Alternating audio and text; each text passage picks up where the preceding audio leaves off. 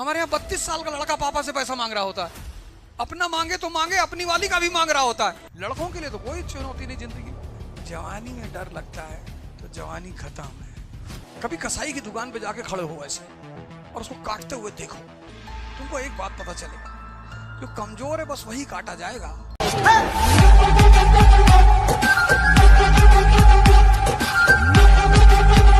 Europe में जैसे बच्चे 16 साल के होते हैं, पेरेंट्स कहते हैं बाहर जाओ कमाओ, तो जब वो 1 साल कमाते हैं तब उन्हें पता चलता है कि पापा का मतलब क्या होता है। फिर वो लौट के आते हैं फादर्स डे मनाने के लिए।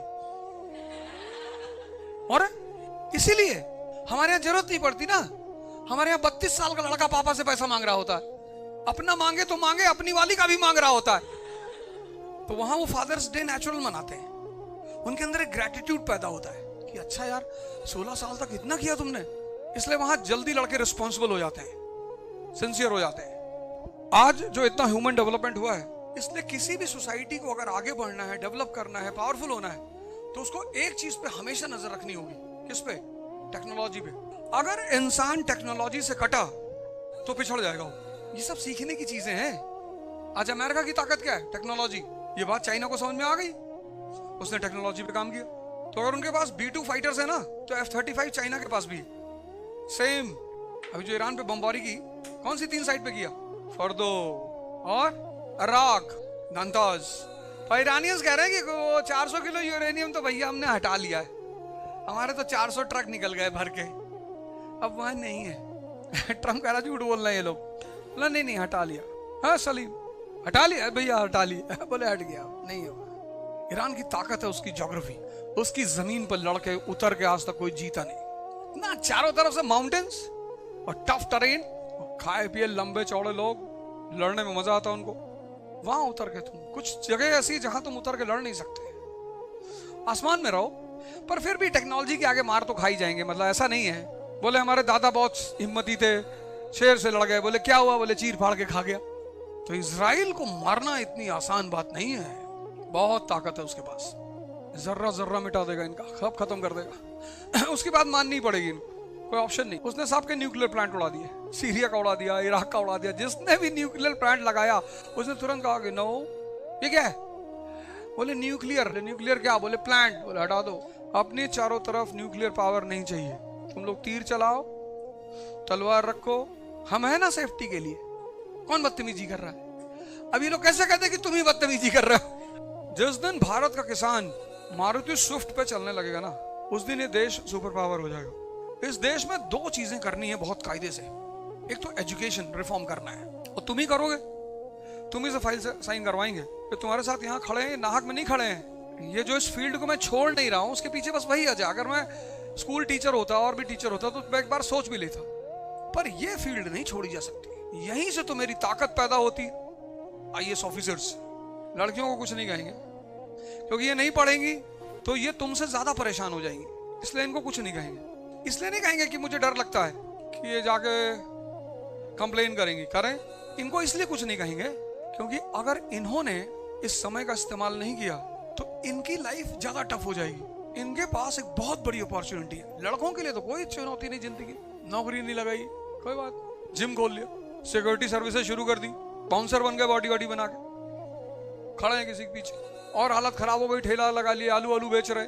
लेकिन हिंदुस्तान के समाज में तुम्हारी स्थिति बहुत खराब हो जाएगी। और प्राइवेट सेक्टर काम नहीं लेता, शोषण करता है। और जिंदगी में एक बार प्राइवेट सेक्टर में काम करना चाहिए, उससे फील आती है कि शोषण का मतलब क्या होता है। एक बार नौकरी करना, जरूर करना प्राइवेट सेक्टर में। ऐसा मजाक में कर लो, किसी घर में झाड़ू पोछे काम कर लो। आएगा कहेगा यहाँ पोछा नहीं लगा है, ये देखो गंदा है, इसको उठा के फिर से पोछो। कुछ घरों में मैंने देखा जब नौका झाड़ू वाड़ू लगाते हैं तो उनमें घरों में ना वो लोग उनके पीछे पीछे से देखते रहते हैं और कोई काम ही नहीं है। वो बंदा इरिटेट होता रहता है। वहां जहां कूड़ा नहीं है दूसरे घर से भर के लाता वहां डाल देता है कि बेटा चिल्लाओ तुम दिन भर। प्राइवेट सेक्टर की ये हालत है।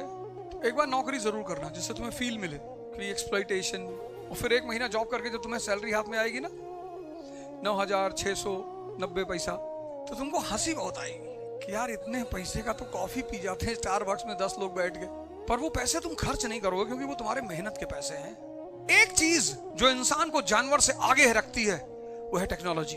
जानवर आज भी 10,000 साल से उसी पैटर्न पे जी रहा है, और आदमी स्टोन एज के कच्चे मांस से नॉनवेज मोमो तक पहुंच गया।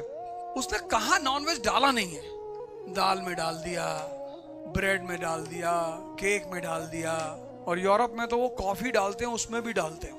मतलब यूरोप में अगर आप कोई चीज खा रहे हो तो आप पोर्क खा रहे हो, अगर उनकी किसी दुकान पे खा रहे हो तो आप खा रहे हो, हर चीज में डालते हो, वो उनके कल्चर का हिस्सा है। कितनी डिशें इवॉल्व कर ली इंसान ने, रोज नया एक्सपेरिमेंट करता है। फिर उसकी सबसे बेहतरीन खोज है बिरयानी। अभी तक उसको कोई टक्कर नहीं दे पाया है। उसकी जो सबसे बेहतरीन खोजें हैं उसमें एक तो वो मक्खन है वाइट वाला जो वो निकालता है, तो जबरदस्त चीज है, और एक बिरयानी को कोई टक्कर नहीं दे पाया। खुशबू उड़ी तो 2-3 लोगों को पागल तो होना ही है। मुसलमान आए इसीलिए तो उनसे हिंदुओं से तुरंत दोस्ती हो गई। ये मौलाना साहब के घर से जाफरान की खुशबू उड़ी, पंडित जी को लगा ये क्या बना रहे हो यार? बोले बिरयानी है यार। बिरयानी बोले खिलाओ, बोले गोश्त डाल रखा है, बोले गोश्त डाल रखा है। किताब पलटी उन्होंने चारों तरफ की, हम लोग पहले खाते थे कि नहीं खाते, फिर कहीं लिखा ही गया, बोले मिल गया ये देखो लिखा हुआ, ये हम लोग भी खाते, लाओ लाओ ले आओ। पर कुछ लोग आर्डेंट रहेगी हम तो नहीं खाएंगे, तो बोले यार बिरयानी तो खानी है, तो बोले वेज बिरयानी, हम गोश्त नहीं डालेंगे, हम कटहल डालेंगे। तो जैसे शामी कबाब नॉनवेज का बनता है, वैसे कटहल का भी शामी कबाब बनता है। टक्कर देता है पर थोड़ा सा मात खा जाता है। और कुछ लोग कटहल को से आगे बढ़ जाते हैं तो चने की दाल को भिगोते हैं, उसका बनाते हैं। कभी कसाई की दुकान पे जाके खड़े हो ऐसे और उसको काटते हुए देखो, तुमको एक बात पता चलेगा, जो कमजोर है बस वही काटा जाएगा। खड़े हैं बकरे बेचारे, वैसे धट पटक दिए उठा के काट डाले। शेर को काट के दिखाओ, पहली हाथ तो बांध नहीं पाओगे, भैया हमारे साथ बदतमीजी कर रहा है, ये मेरे साथ बदतमीजी कर रही है। कैसे? तुमने डर ही नहीं पैदा किया, तुम्हारे पास कोई शक्ति नहीं, तुम दिन भर डीओ लगाए टहल रहे, कहीं पेड़ उखाड़ डालो, कहीं ट्रेन आ रही है हाथ लगा के सन्नी देओल की तरह रोक दो तो सामने वाले को डर भी लगे। तुम खुद ही बेसन का उपटन लगाए टहल रहे हो दिन भर तो उसको लग रहा है मरा हुआ, ये तो गुलाम बनाने लायक है। तुम कल्पना में चले जाते हो, मैं देखता हूँ, सोचने लगते हो कि अरे यार क्या नाम है तुम्हारा। अभी बारिश हो रही है ना, अभी तुम अगर गांव के इलाकों में जाओ तो इतना इतना पानी खेतों में भरा होगा, और उन खेतों में जहां पानी भरा हुआ है वहां राइस के छोटे छोटे सीडलिंग्स लगाए जा रहे होंगे। Harvesting rice in water. 1 kilo चावल को 15 लीटर पानी चाहिए होता है। अब भारत से स्पाइसेस जा रही, तो जैसे आज अमेरिका को लगता है कि तेल जहां से आ रहा है वहां कब्जा कर लो, ऐसे अलेक्जेंडर को लगा कि यार मसाला कहां से आ रहा है, बोला पूरब से।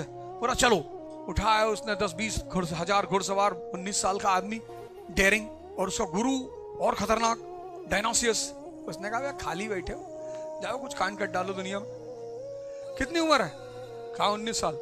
कहा दिन भर खा रहे हो, सो रहे हो, मर जाओगे ऐसे, कुछ कांड करो। अरे उसने कहा गुरुजी बताओ।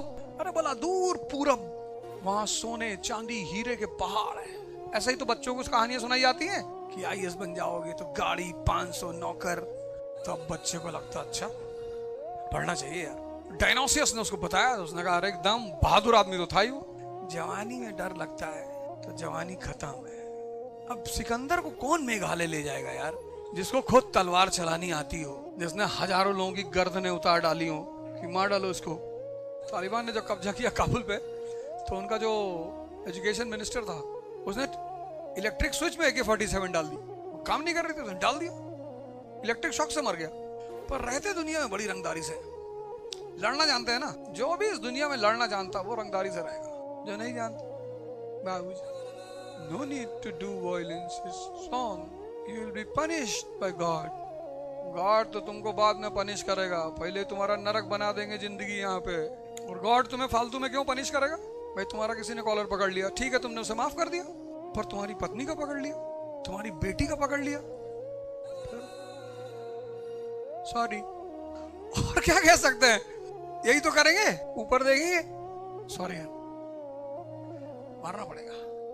गुनाह अजीम उसने किया है। मालिक को क्यों इतना कष्ट देना बार बार, कि वो फिर अपना कयामत के दिन खाता देखेगा, फिर सजा देगा।